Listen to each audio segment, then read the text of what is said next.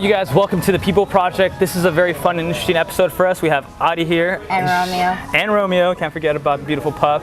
And we're going to talk about a few different things from modeling, tennis, to just overall life, right? And so, thank you for being here with us today. Thank you so much. One question. Who is Adi? So many you can't even, like, it's not one, it's never one. Yeah. It just depends on which day or what I do. There's a lot of layers. So let's talk about that. And notice you guys said it's not just one, there's a lot of her that there is. And that's something I found really interesting is like you are not only a model, but also a professional tennis player. And now stepping into like the movie world, right? Or like, yeah. I guess, how do you identify yourself? I think I started to feel like I'm having and building and kind of characterizing myself. Not even myself, but just like kind of your brand. Even in a deeper level, when it just like kind of the pieces went, you know, became that puzzle started to shape. Is when I stopped. I just let it go and realize I do what I do, and I'm not the things I do. I'm who I am. And those are just like things that maybe kind of make me different than other people in my fields or whatever it is. But just like kind of not defining myself, right? And that's actually really, I talked to someone over this week actually about you are not the things you do. You know, the things you do are who you are. So like who you are does the things you do, right? You are not the things you do. So if you're a tennis player, that's not who you are, right? And who you are does tennis. You know, you're not a model. The thing you are Adi and you model, So that's something that's really interesting, and just like taking into perspective of like you were a tennis star and you evolved into modeling, and people try to probably label you as in like you're a tennis player. Even before I started modeling, and I remember I think it was 2 months before. A photographer that works with Calvin Klein, and the photographer that discovered me on court, which is ironic. When he was in vacation in Israel. But the thing is, I remember I was in a tournament in Slovakia, and one of the coaches there told me, "You're not pretty, you're not tall, you will never be anything other than maybe a good tennis player." Wow. And it was like I got offended because I think like no one has a right to tell anyone else who is. Who you are, what you represent. And just like the fact that you can never know, but even people that my team sometimes try, because it's easier to kind of set rules and try to stay in that box and have that control, because everything is so fragile in life. But I decided not doing that. I decided to just do what I love and let things happen. You didn't fall into the category that more people try to put you in, right? You're like, I'm not exactly. That's great. I decided to not, and I don't care if it's fucking with people's brain. I don't care if it's not what everyone want me to be. This person to do this ABC. I'm not that person. I'm very dynamic. I love a lot of fields. I'm very curious, and I won't be something because I'm pretty, so I should.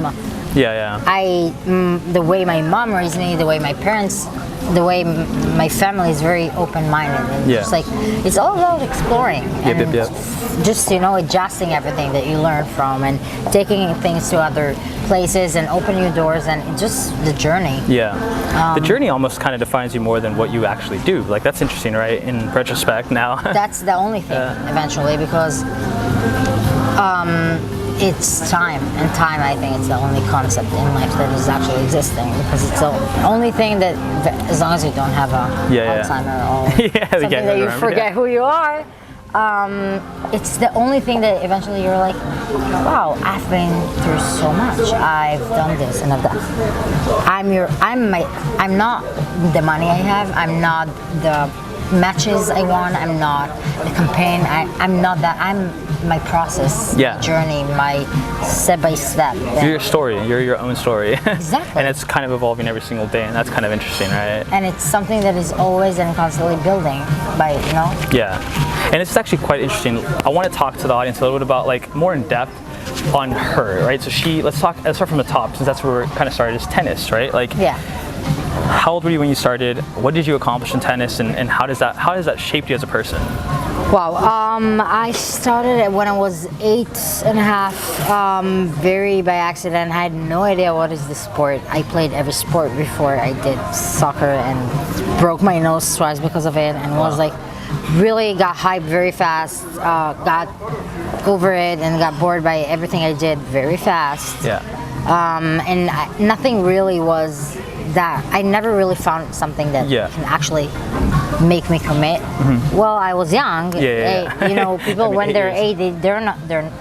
I wanted to be a kid. And just like jumping and not thinking. And but tennis, by accident, I somehow got into tennis courts, really by accident, and really convinced my mom to let me basically take on that. Yeah, without any, like, while people actually paid for practice, little kids, hi, can I play? Yeah, that's awesome. And then I just never left the court since then, but like, yeah. And then talk to the audience a little bit about how the levels of tennis you achieved, because obviously you're not just a tennis player, you're a pretty good one, professional at that. Yeah, so basically I started when I was 8.5, 9, bridging the gap.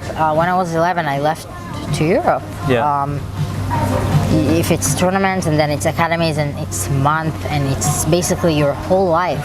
11 years old, that is insanity. To be 11 years old and independent and fully. Your parents are never coming with you because it's your coaches abroad don't want your parents because they want you to take responsibility and be able to stand for yourself.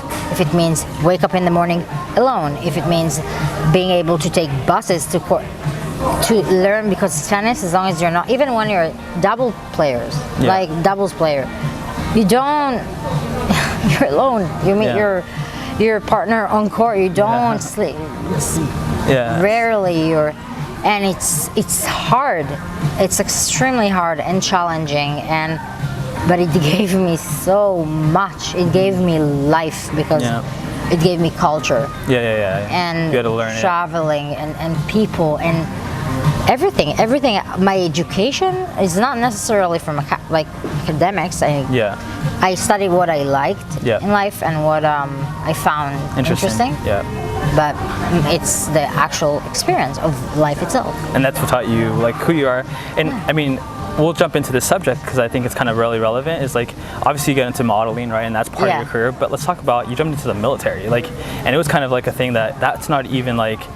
You had options not to fully go in, but you went all in. This is, for me, that was one time that I said, like, enough, stop. You're doing homeschooling because your whole life you basically sacrificed for your sports.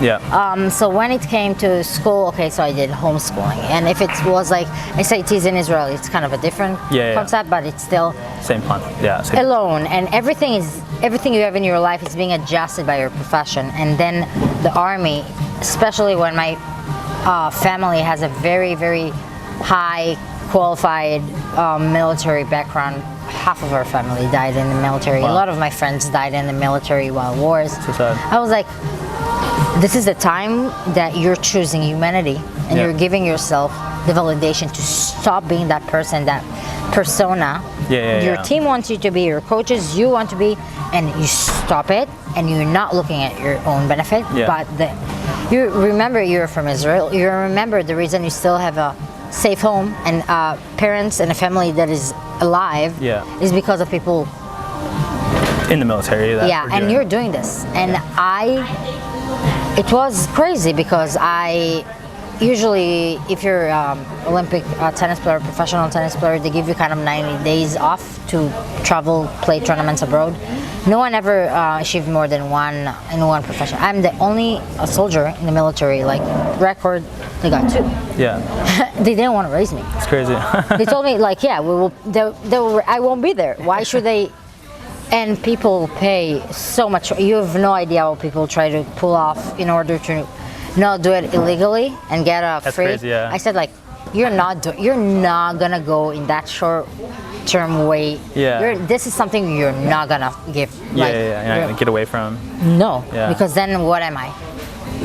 What am I? What type of identity I have? True. This is And that must be really hard for anybody on the audience to even think about. Like, you have this professional career and you're literally putting it on pause to serve your country. And I think that speaks a lot for character. It's one of those things that people sometimes look for the easy way out, right? And to say, this is the hard way and I'm gonna go all in on that is a big, big deal. It's like, it's almost like a very much like, I'm gonna take the hardest route because it's gonna shape me. It's gonna help the people that also help me and help me where I was like, I had a tough 6 months because I was like, in order to achieve the Spiegelman stand, it's like that application to a very, very high elite athlete.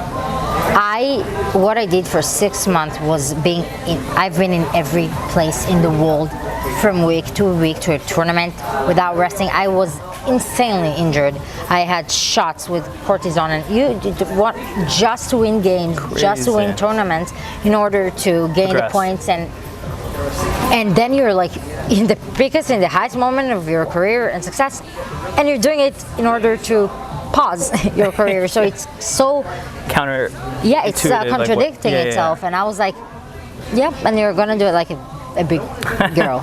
That's awesome, and that's crazy because, like, I mean, that was only not that long ago, right? A year ago, I finished. A year ago. So it's quite interesting, you know, just seeing your life evolve from that sport to the military and now into like modeling, right? Like, you're stepping into this whole other world, still doing these other things, right? And it's like, but that's the thing, that's the beauty.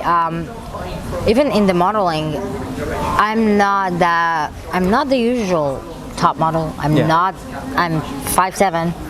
I'm not I've done only 2 runways in my life, and I'm really happy I didn't do more. The reason, it's everything. The reason they wanted me, the reason I was interested and interesting is because of tennis. Because I had that extra thing. I had that extra value. And, you know, so it kind of, a lot of people through the way told me, yeah, if you're doing this, your tennis will be hurt. And I'm like, no, you moron. The reason I'm something is because I'm combining the two of them. You're being different. You're like going against the grain, which I think a lot of people are afraid to do. And I think she's a great example of do more of that, because being against the grain really helps you stand out. And I think that's your prime example of like, that's what I did to stand out. Like, you know, you like. It's not even that. When I did it, it happened. But when I went through, like, if it was casting or if it was magazine cover, I'm like, the reason they took me is not because I'm pretty, like the girl, like. I'm looking there, like, if it's a casting, I'm like, I would never get it. I'm just gonna say I'm one of the assistants or agents just gonna enjoy it. I'm not a model, guys. No, I'm her sister, and she's like, but she is a model. Yeah, she's like, looks 10 times better and taller. I'm like, eventually the editor is admire and love tennis, and they're like, oh my god, the beauty thing is so. It's not the main thing. Especially they want much more depth. And how is life as, you know, people perceiving you as a model, but also as a tennis player? I mean, and that together being worldwide, right? Like, most people don't understand flights from here to there to there to here to all the time, right? And that's a whole different. I travel for work, and it's not easy. It's like, and I'm in the States. Sometimes I go out of the country, but like, you having as a young person doing that your entire career. Yeah, since like, I'm 11, I live in. What does it mean to be worldwide in the sense of like your profession, right? It basically means giving up on the sense of sleep, as long as it's not tennis. If it's for tournaments, my agents, my managers clear everything just to get you. You're like, you're not gonna think now in night. You're not gonna go to your phone. You're tennis time. You're gonna get injured, and then I will, and then I'm okay. So you need a day to do a stop, realize where. But now I'm before to production acting. So, and tennis is unexistent right now because of COVID, and the movies are still evolving. But I have kind of obligation to study and be ready. And for me being ready, it's the professionalism I got from tennis. So it means I won't sleep for 3 weeks. I would work and shoot all day. And if it means the hours of the production in Israel, it's in 3 in the morning in LA. What can you do? I'm no one to change anything. So I will shut up. That's awesome. I will be like, yes, I'm here. I was thinking with my eyes closed, guys. I wasn't sleeping, you know. That's just the work ethic, and I think that's something that I think sport teaches a lot of people is like endless work ethic. It's funny because it's just like I see it more these days, especially after I got into acting, which gave me. So I feel like it's the first time in my life doing something that is not revolve my physics. Of course, they want you because they're pretty, but it's not for the physical part. It's not because you're pretty. It's first time in my life I did something because of my personality. Yeah. And this is what I want. And it's huge. It's awesome. Because in tennis, they teach you to numb everything about you, other than and living years. It's hard. I'm sure, and it's probably like helped you now be more liberated because you're just like I can happy. Happy. I became. That's awesome. That's crazy. Happy. It's therapeutic. This is the reason I even started acting. I never wanted to be an actress. Hell no. Last thing I wanted, I'm like, oh my god, I have so much inside characters. But no, it's not getting into characters. It's finding a lot of dark and a lot of different sides in you that you usually kind of not even want to think about. Oh, I'm not that, but no, you can be. Doesn't mean you explore. Yes. It's crazy. That's super, super cool. And I actually want to touch on a quote you mentioned. You said society killed a teenager, but sport saved it.